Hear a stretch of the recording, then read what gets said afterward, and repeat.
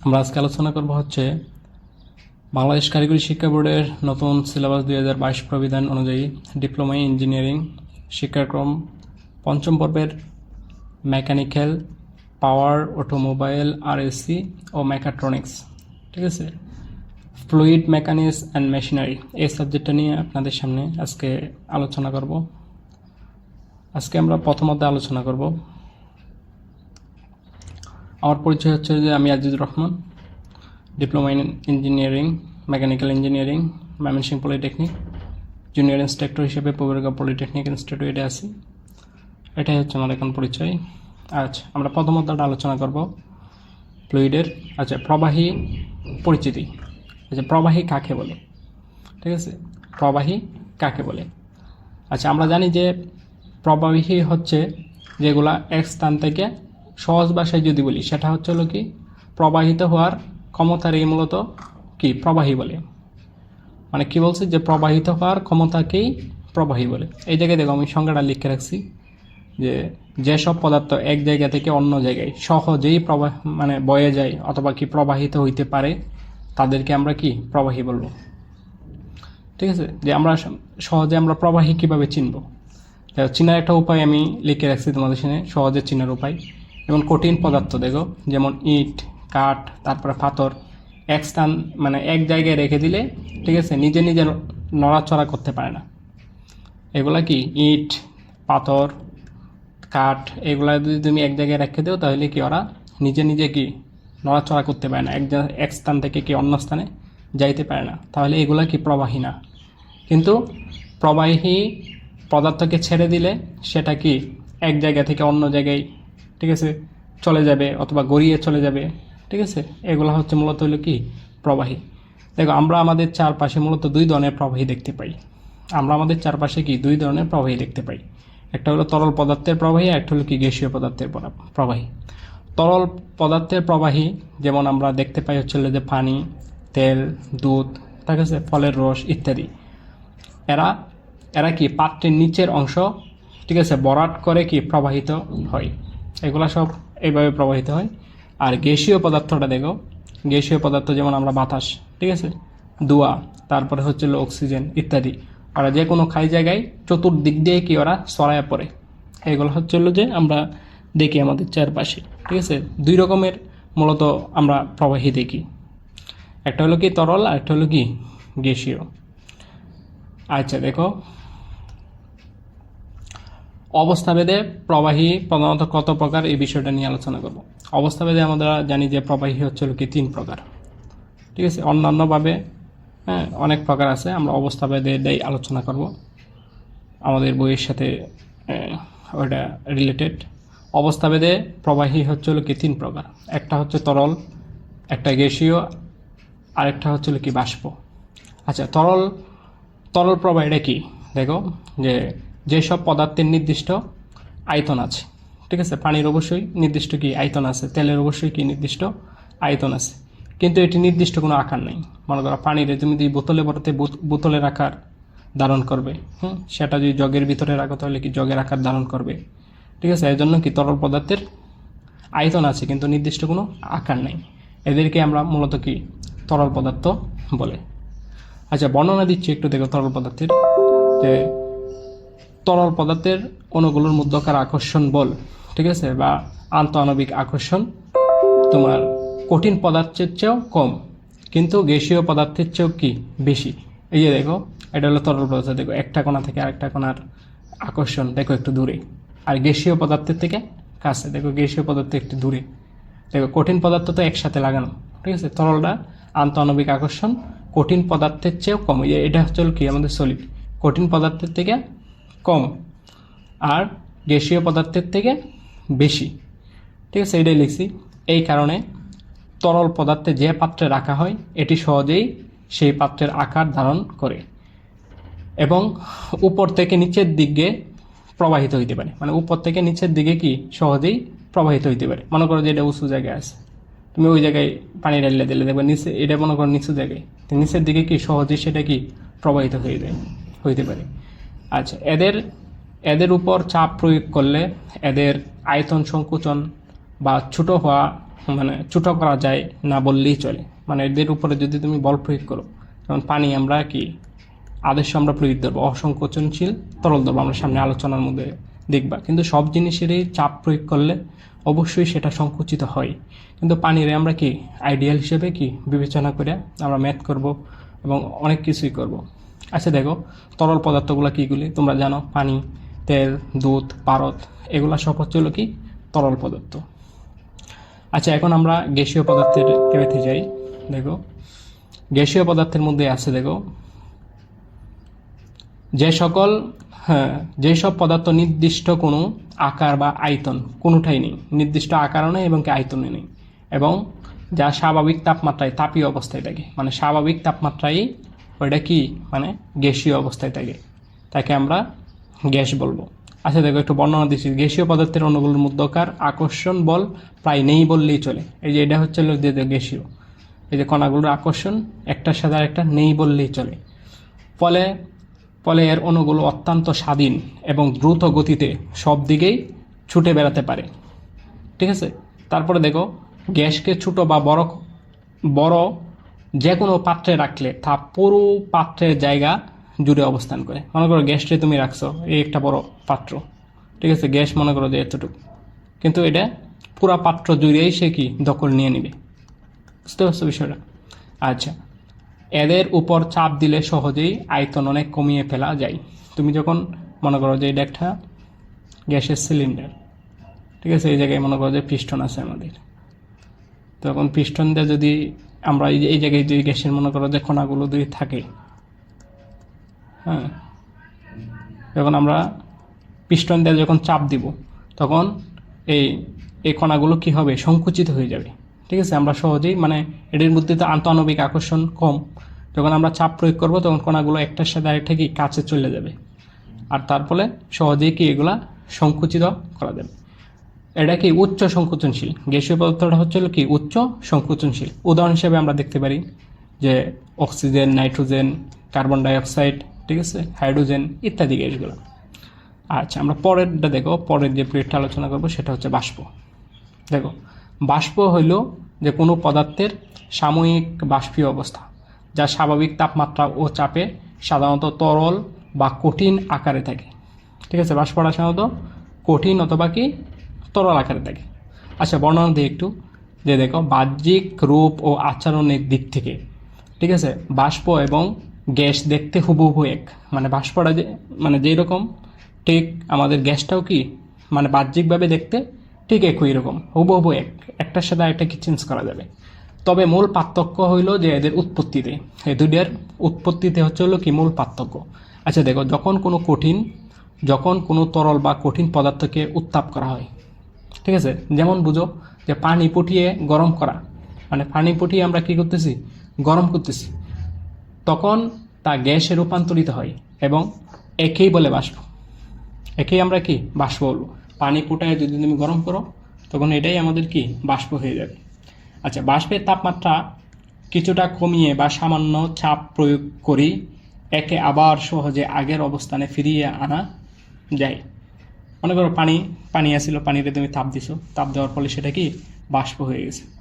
যখন এটার থেকে তুমি তাপ অপসারণ করে ফেলবা অথবা চাপ প্রয়োগ করবা তখন এটা আবার কি পানির অবস্থানে ফিরে যাবে।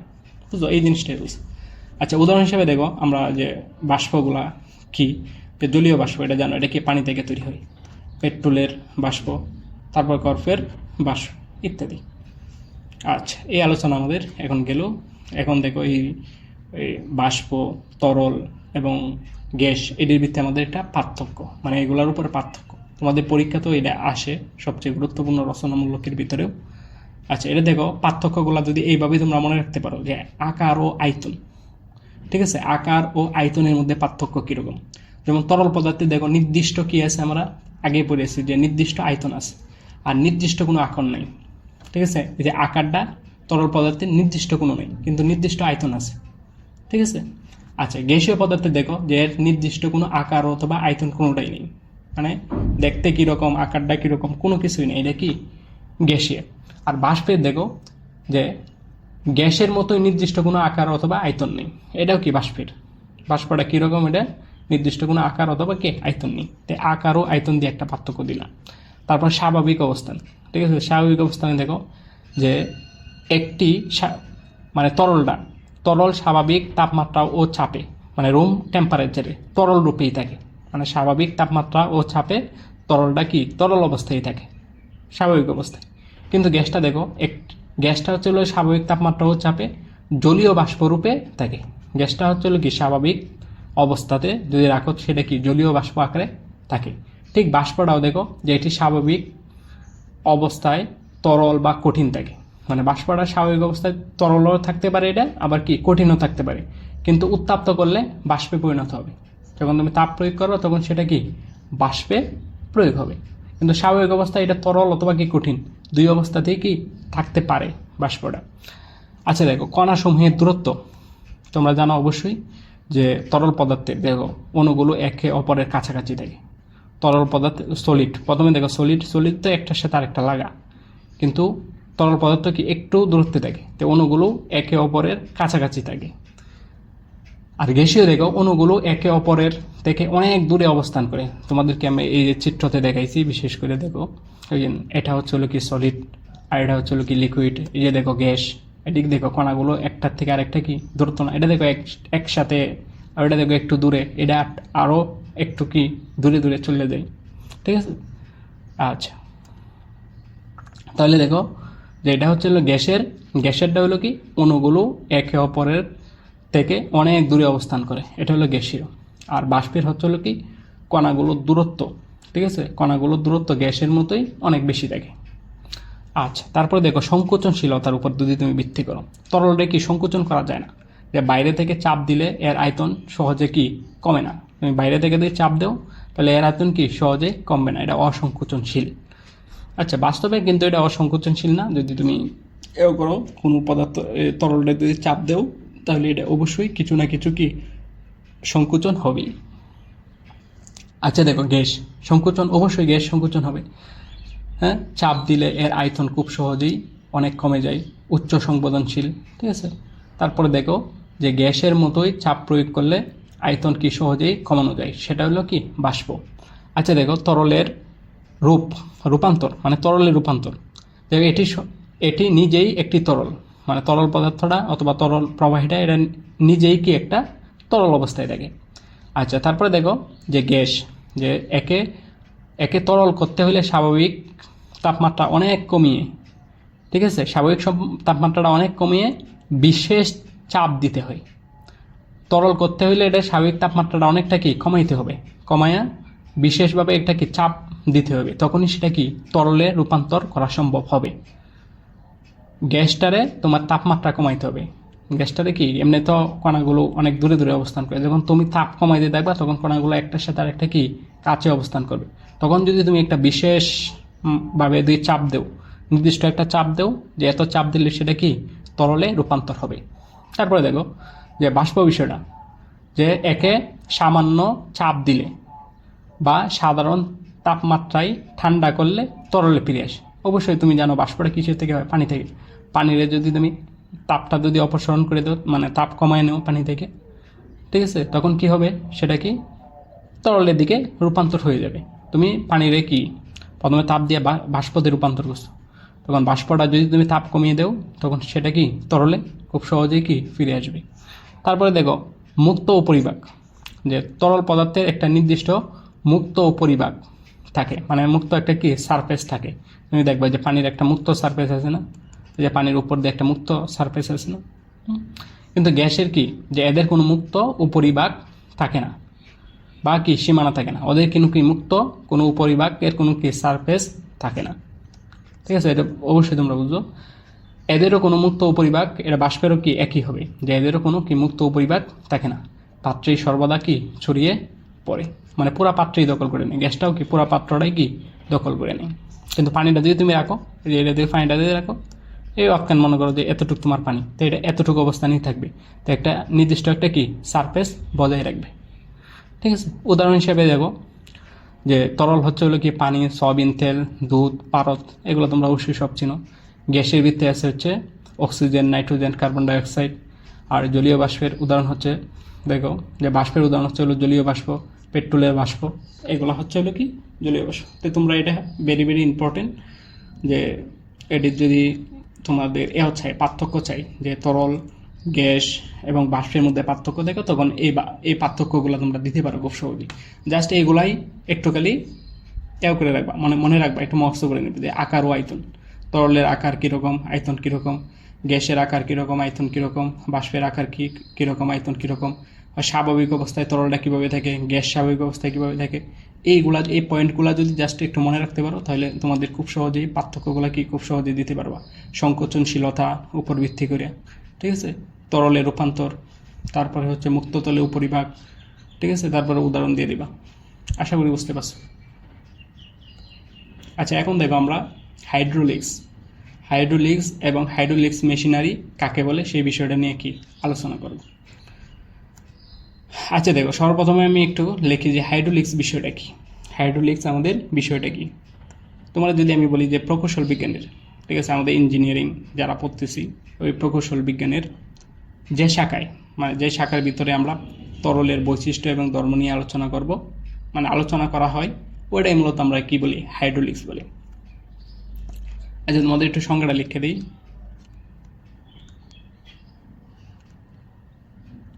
প্রকৌশল বিজ্ঞানের যে শাখায় তরলের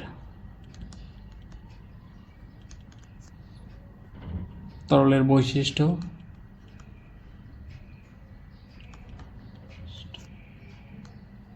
ও ধর্ম নিয়ে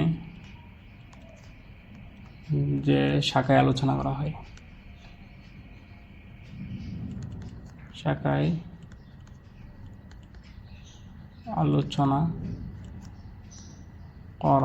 হয়, তাকে আমরা বলতেছি কি হাইড্রোলিক্স।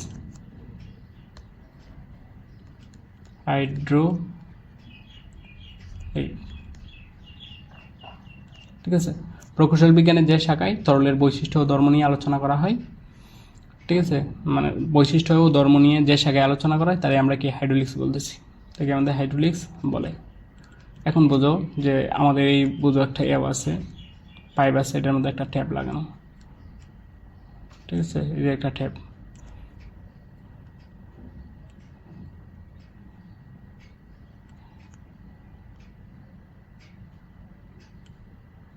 এই দিক দিয়ে মনে করো আমাদের পানি আসতেছে,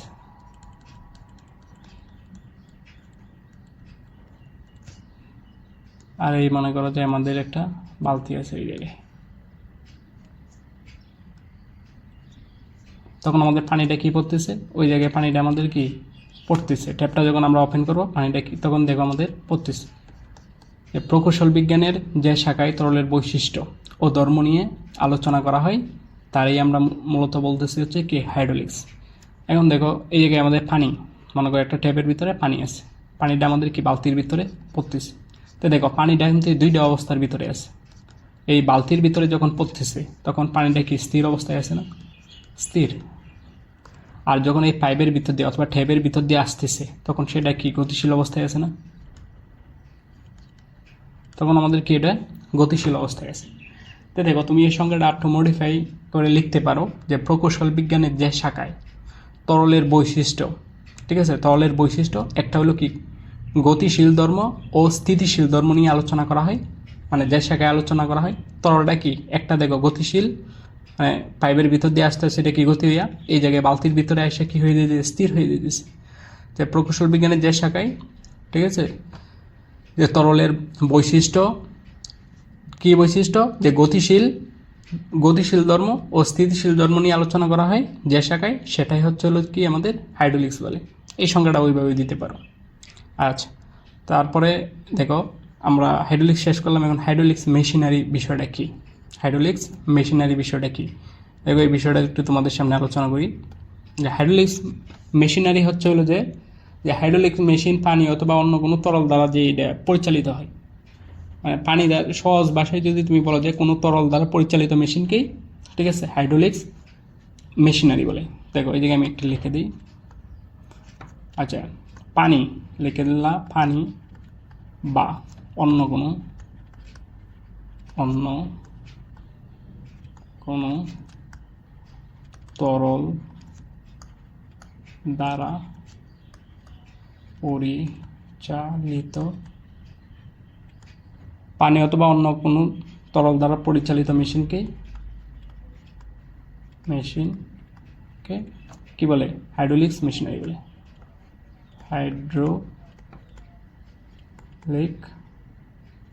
মেশিনারি বলে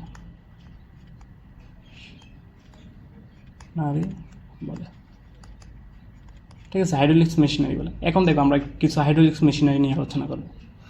এই দেখো, আমাদের দৈনন্দিন জীবনে নির্মাণ কাজ, তারপরে কি শিল্প কারখানায় বহুল ব্যবহৃত 10টা হাইড্রোলিক্স মেশিনের নাম দেওয়া আছে। সেই হাইড্রোলিক্স মেশিনগুলো নিয়ে আমরা আলোচনা করব। আচ্ছা দেখো, এই মেশিনটা কিন্তু তোমরা সবাই চেনো, আমি নাম বলবো না। তোমরা এটা বেকু বললে ডাকো অনেকেই, ঠিক আছে, অথবা মাটি কাটার মেশিন বললে ডাকো। তোমরা এক একজনে এক একটা করে দেখো। এমনি এটার নাম হচ্ছে কি হাইড্রোলিক্স এক্সকাভেটর। ঠিক আছে। এটা দিয়ে কি করে এই মেশিনটা দিয়ে? তোমরা এমনি তো জানো, যারা জানো না দেখো, যে মাটি কাটা বড় গাড়ি, মানে এটা দিয়ে সহজে তুমি কি মাটি কাটতে পারবা, যা মাটি খনন বা বড় পাথর সরানোর কাজে ব্যবহৃত হয়। এটা দিয়ে তুমি খুব সহজে কি মাটি কাটতে পারবা, এবং কোনো বড় পাথরকে সরানোর কাজে তুমি সহজেই এই জিনিসটা কি ব্যবহার করতে পারবা। এটা হলো হাইড্রোলিক্সের একটা কি মেশিন। আরেকটা দেখো, যে হাইড্রোলিক ক্রেন, এটা অবশ্যই তোমরা দেখছো। হাইড্রোলিক ক্রেন এটা দিয়ে কী করে দেখো, বহুতল ভবন নির্মাণ, বাড়ি মালামাল ওঠানামার জন্য ব্যবহৃত শক্তিশালী ক্রেন। এটা হলো একটা কি হাইড্রোলিক্স মেশিনারি। তো এটা হচ্ছে কি হাইড্রোলিক ক্রেন, আর এটা হল কি হাইড্রোলিক এক্সকাভেটর। তো এখন নামটা মনে থাকবে তো, হাইড্রোলিক্স এক্সকাভেটর। আচ্ছা দেখো, পরের 3 নম্বর মেশিনটা যেটা, এটা হচ্ছে কি হাইড্রোলিক লিফট। এই যে মেশিনগুলো আছে না, আমরা এই জায়গায় 10টা আমরা লিখে রাখছি। এই 10টা মেশিনে তুমি কি একটু শিখবা, এই 10টাই কি পরীক্ষায় আসবে। এরকম কোয়েশ্চেন থাকতে পারে যে 5টা হাইড্রোলিক মেশিনের নাম লিখো, তখন তুমি কি প্রথম থেকে লেখা শুরু করলা। হাইড্রোলিক লিফট এটা কি একটা হাইড্রোলিক মেশিনারি। আচ্ছা, হাইড্রোলিকের কাজটা কি, যে বহুতল ভবনের পানি অথবা কি শপিং মাল এবং গ্যারেজের গাড়ি ওঠানামার কাজে মূলত লিফটগুলো কি ব্যবহার করা হয়। বহুতল ভবনে মানুষ, মনে করো 4 তলা 5 তলায় লিফট দেখছো না, এই লিফটগুলোর ভিতরেও কি হাইড্রোলিক ইউজ করা যায়। এই জায়গায় হাইড্রোলিক তোমরা লিফটটা দেখতে পাচ্তেছো, হ্যাঁ। তাহলে এগুলাও কি হাইড্রোলিক্সটা চলে কি দ্বারা, পানি অথবা কি অন্য কোনো তরল দ্বারা। তো এই লিফটটা চলতেছে কি দ্বারা, চলবে কি দ্বারা, পানি এবং কি অন্য কোনো ফ্লুইড দ্বারা। বুঝতে পারছো বিষয়টা? আচ্ছা, তারপরে দেখো হাইড্রোলিক জ্যাক। এটা অবশ্যই তোমরা চিনো, যে হাইড্রোলিক জ্যাক দ্বারা কী করে, যে গাড়ি নির্মাণ করার সময় চাকা পরিবর্তনের জন্য পুরো গাড়িটি মাটির উপর থেকে উপরে তোলার ছোট্ট কিন্তু কি শক্তিশালী একটা কি যন্ত্র। যে কোনো একটা গাড়ি আছে, মনে করো চাকাটা হঠাৎ মানে করলো, ব্রাস্ট করলো, তখন তো এই চাকাটা চেঞ্জ করতে হবে। তো একদিক দিয়ে হচ্ছে হলো কি ওই হাইড্রোলিক জ্যাকটা চাকার ভিতর দিয়ে অ্যাক্সেলে লাগায় উপর করিয়া তারপরে কি ওই চাকাটা খুললে আবার কি নতুন চাকা ইনস্টলেশন করে। এটা অবশ্যই তোমরা দেখতে পাচ্ছ যে রাস্তাঘাটে বাইর হইলেই, ঠিক আছে, যে গাড়ি চাকা যখন ব্রাস্ট হয়ে যায় তখন যে ড্রাইভাররা আছে তারা মানে চাকা কি চেঞ্জ করে, ওইটা ইউজ করে। মনে করো কোনো একটা গর্তেই পড়ে গেছে গাড়ি, তখন চাকারেও এটা দিয়ে সাপোর্ট দিয়ে কি তুলতে দেখতে পাইবা। আচ্ছা দেখো, পরের দিয়ে আলোচনা করি। হাইড্রোলিক প্রেস এটা হচ্ছে কি কারখানায় লোহা বা শক্ত ধাতুকে চাপ দিয়ে নির্দিষ্ট আকৃতি দেওয়া বা সোজা করার জন্য ব্যবহৃত একটা মেশিন। মানে লোহা মনে করো যে বাঁকা আছে, এটারে কি তুমি নির্দিষ্ট সোজা করে দিতে পারবা খুব সহজেই, যে এটার ভিতরে দিয়ে। ঠিক আছে, বলছে যে কারখানায় লোহা বা শক্ত ধাতুর চাপ দিয়ে নির্দিষ্ট আকৃতি দেওয়া বা সোজা করার জন্য এই মেশিনটা কি ব্যবহার করা হয়। এটাই হচ্ছে কি হাইড্রোলিক প্রেস। আচ্ছা, হাইড্রোলিক ব্রেক। এই যে দেখতেছে হাইড্রোলিক ব্রেক হইতেছে, এই জায়গায় দেখো ব্রেক হইতেছে। এটা হচ্ছে কি আধুনিক মোটর গাড়ি, আধুনিক যে আমাদের মোটর গাড়িগুলো আছে, বাস, ট্রাক বা মোটর সাইকেলের চাকা থামানোই অত্যন্ত শক্তিশালী ব্রেকিং সিস্টেম। তোমরা অবশ্যই শুনতে পাইছো যে হাইড্রোলিক, যে ওই বাইকটার ভিতরে আমাদের কি আমার হাইড্রোলিক ব্রেক আছে। এই যে দেখো হাইড্রোলিক ব্রেকটা মূলত কীভাবে কাজ করতেছে চিত্রের ভিতরে দেখো। এটা হচ্ছে হলো যে দেখো পিস্টন সিলিন্ডার আছে, এটা হচ্ছে হলো কি আমাদের সিলিন্ডার, এটা হচ্ছে হলো কি পিস্টন। এটা দিয়ে দেখো এইটা যেটা দেখতেছে এটা হলো কি ফ্লুইড, মানে এটা যে কোনো একটা কি তরল, এটা পানি হইতে পারে অথবা অন্য কোনো তরল হইতে পারে। ওই যে দেখো এটা যায় এই দুইটা বাল্বরে যায় কি এদিক দিয়ে কি মানে ফোর্স প্রয়োগ করতেছে, তখন এই দুইটা প্লেট যায় চাকাটারে প্লেটটারে কী করতেছে, ওই যে দেখো ফ্রিকশন মানে কি বাধা দিতেছে থামানোর জন্য। আশা করি বুঝছো এইগুলো তোমরা। আচ্ছা দেখো এরপরে যে hydraulic dump truck. Hydraulic dump truck দেখছো যে কোনো একটা গাড়ির ভিতরে দেখো মাটি নিয়ে আসছে অথবা অন্য কোনো জিনিস নিয়ে আসছে, তখন এটা হঠাৎ করে দেখো যে গাড়ির বডিটার চেজিসের সহকারে কি উল্টাই দিতেছে। হ্যাঁ দেখো বডিটারে কি এটা উল্লট করে মাটিটা কি বাইর করে দিতেছে, যে ট্রলি বা পিছনের অংশ হাইড্রোলিক সিলিন্ডারের সাহায্যে। এনাকে এই যে পিস্টন সিলিন্ডার আছে, দেহটার মধ্যে কি পিস্টন সিলিন্ডারের সাহায্যে উপরে তুলে বালু, মাটি অথবা পাথর নিচে পেলার গাড়ি, এটাই হচ্ছে হলো কি হাইড্রোলিক ডাম্প ট্রাক। তারপরে দেখো হাইড্রোলিক ডালপালা কাটার যন্ত্র, অথবা তুমি এটা বলতে পারো হাইড্রোলিক শেয়ার্স অথবা কি কাটিং। এটি দিয়ে কি খুব সহজেই তুমি করে দিতে পারো। এই মেশিনটা যেটা দেখতে পাচ্ছ এটা হলো ইলেকট্রো হাইড্রোলিক, মানে এটা বিদ্যুতের শক্তি ব্যবহার করে, বিদ্যুৎ এবং কি হাইড্রোলিক এই দুইটাই ইউজ করতেছে। এই দুইটা ইউজ করে তোমার যে কোনো লোহা কাটতে পারবা, তুমি গাছের ডালপালা কাটতে ফেলতে পারবা, এগুলোর জন্য মূলত এটা ব্যবহার করা হয় এই মেশিনটা। এই মেশিনটা যেটা দেখতে পাচ্ছ আমি কি বলছি ওটা, এটা হচ্ছে হলো কি হাইড্রো ইলেকট্রিক, ঠিক আছে, কাটার। এটাও একটা কি হাইড্রোলিক মেশিন। আচ্ছা দেখো পরে দুইটা যে হাইড্রোলিক বুলডোজার, এটা তো তোমরা অবশ্যই দেখছো হাইড্রোলিক বুলডোজার। যে এটা কি যে তোমরা দেখবে হসপিটালের সামনে অথবা যে জায়গায় শহরের ময়লা আবর্জনা ফালানো হয় তখন ওই গাড়িগুলো দেখতে পাও, বিশেষ করে যে ওই জায়গায় দেখতেছো যে মাটির স্তূপ অথবা আবর্জনা ধাক্কা দিয়ে সরিয়ে, ঠিক আছে, রাস্তায় সমান মানে ধাক্কা দিয়ে বাইর করে রাস্তা সমান করার বাড়ি যান। এটা দিয়ে কি খুব সহজে তুমি কি ভরতে পারবা, অথবা যে ময়লা স্তূপ আবর্জনা এগুলোকে একটা গাড়িতে স্টোর করতে পারো, মানে বইটা দিতে পারবা, ঠিক আছে। এটা অবশ্যই তোমরা দেখছো। তো এই মেশিনটার নাম হচ্ছে কি হাইড্রোলিক বুলডোজার। আচ্ছা তারপরে দেখো হাইড্রোলিক পার্ক লিফট, এটা হচ্ছে কি বড় গুদামঘর, ঠিক আছে, বাড়ি, কার্টুন এক জায়গা থেকে অন্য জায়গায় বহন করার জন্য একটা গাড়ি। এই জায়গায় তুমি সহজেই কি বহন করতে পারবা। বড় গুদামঘর অথবা বন্দরে বাড়ি, কার্টুন ও প্যালেট এক জায়গা থেকে অন্য জায়গায় বহন করার জন্য ছোট্ট একটা কি গাড়ি, এটার নাম হচ্ছে হাইড্রোলিক পার্ক লিফট, ঠিক আছে। এই 10টা ভেরি ভেরি ইম্পর্টেন্ট, যে 10টা আবার একটু তোমাদেরকে বলে দিই যে পরীক্ষার মধ্যে আসতে পারে, ঠিক আছে। যে হাইড্রোলিক কয়েকটা মেশিনের নাম লিখো, তখন থেকে লিখবে হাইড্রোলিক এক্সকাভেটর, তারপরে হচ্ছে হাইড্রোলিক ক্রেন, তারপরে হচ্ছিল যে আমাদের হাইড্রোলিক লিফট, হাইড্রোলিক জ্যাক, তারপরে দেখো যে হচ্ছে হাইড্রোলিক ফ্রেস, ঠিক আছে, হাইড্রোলিক ব্রেক, ঠিক আছে, এগুলা দেখে রাখো। তারপরে হচ্ছে হাইড্রোলিক ডাম্প ট্রাক, তারপরে হলো কি হাইড্রোলিক ডালপালা কাটার, বা তুমি পরীক্ষায় আসলে লিখবে হাইড্রোলিক কাটার অথবা কি হাইড্রোলিক শেয়ার্স।